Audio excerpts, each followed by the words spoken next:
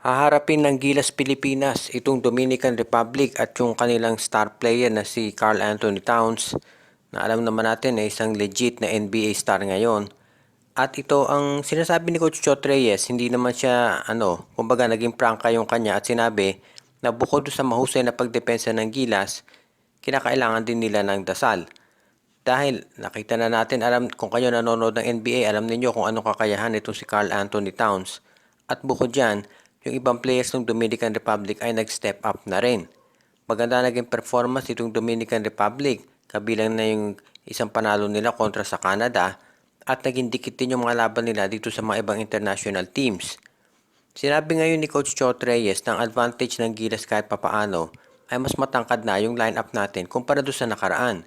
Siyempre, nandiyan si Kai Soto, si Junmar, si AJ Edu, si Japet Aguilar. Kumbaga, yan ang aasahan natin na magme-make up ng mga frontline natin na depensa dito kay Karl Anthony Towns. Sinabi ni Coach Chot na hindi naman siya umaasa na mapipigilan natin talagang umiscore ito.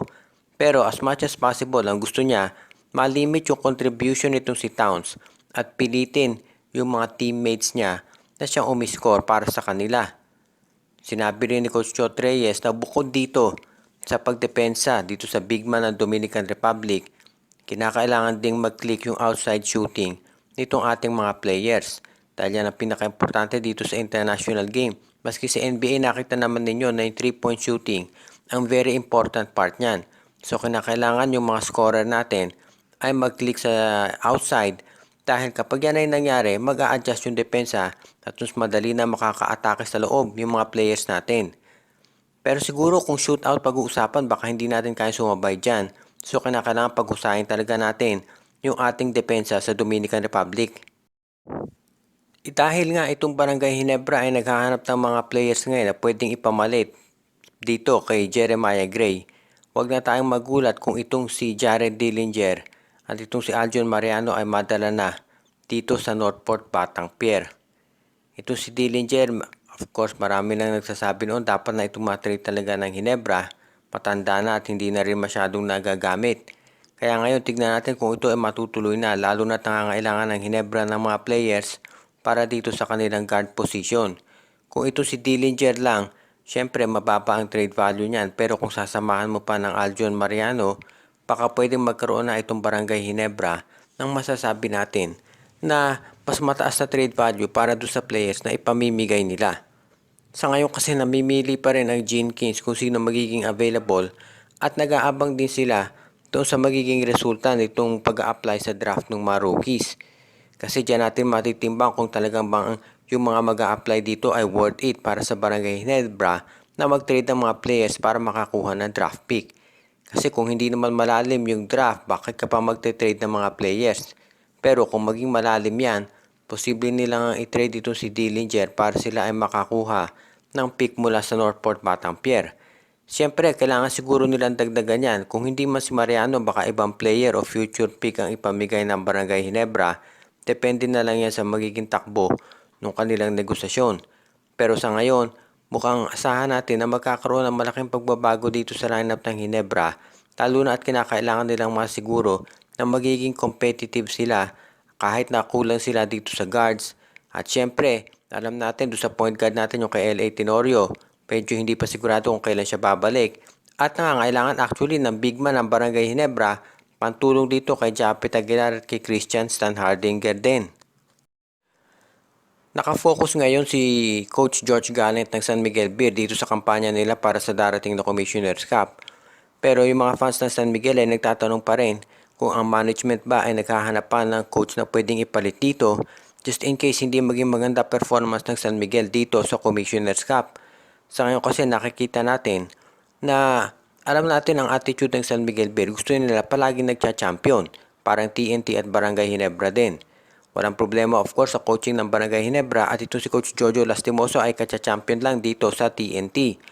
Dito kay Coach George Gallant, malaki ang presyo sa kanya dahil yung pinalitan niyang coach na si Leo Austria ay nanalo ng napakaraming kampyonato sa San Miguel Beer.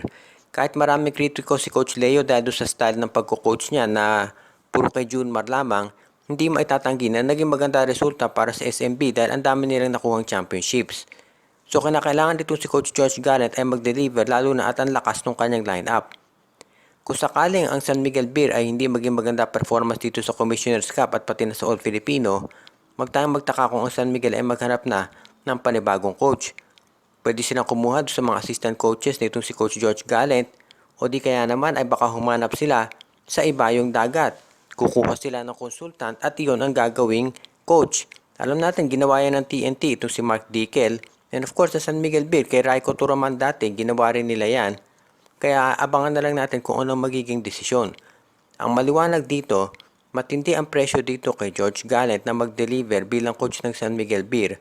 Dahil every conference, i-consider na championship contender ang Beermen dahil lang sa lakas ng kanilang lineup. So, yan ngayon, ang sabihin na natin na maganda dito kay George Gallant, maganda nga yung lineup niya. Pero yung pressure na magkampiyon tuwing naglalaro, iyon ang matinding pressure na kinakailangan niyang harapin. At pati na rin itong si Alfrancis Chua.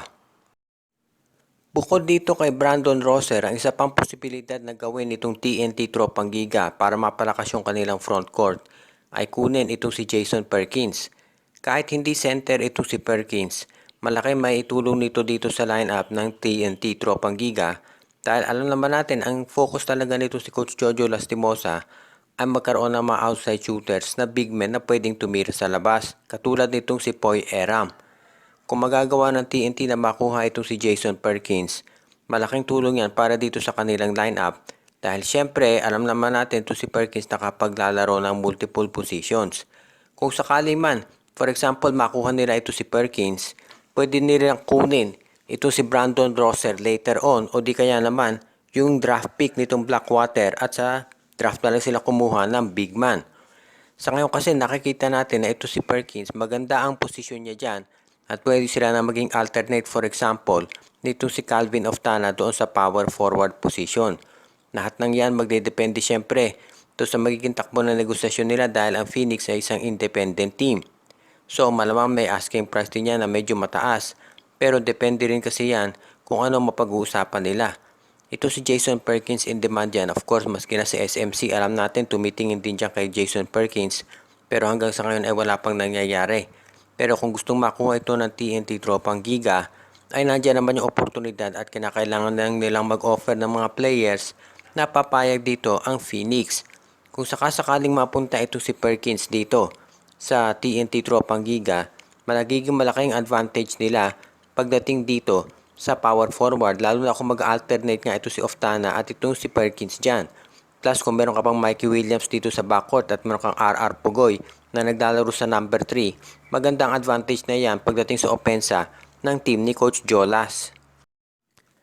Shout out kay Judy, Edwina, Shaina, Carl, Jaira at Jonah Villarosa, kay Renato, Marcia, Renren, Junjun, Linlin at Enday Dineros, She Palomeras, kay Jonathan Iloso, Toto Mamon, Rosemary Ginelo, Margo at Gabriel Ugteyang, Andrew Anyosa, Admond de Guzman, Enrico at Presi Angsioco, Donel Santiago, Enju, kay Ireneo Salangsang Family, John Marcantos, Kagawad Katsakino Dukusin, pinabati din natin si Jason Mendoza, si Enju, si Dionisio Mercado, Dexter Domer, si Reden, Elena, Laila at Bonbon Lansang, Brian Andres, RG Bueno at Dalina Family, Ronald Berbosidad, John Patrick Abreya, si Rico Olarte, Carlito Bolima, pinabati din natin si JJC Boom, at yung iba pa nating mga tagapakinig katulad ni Jordan at John Ray Di Malanta at Sid Maria, Myron Almosa at Valiete Family,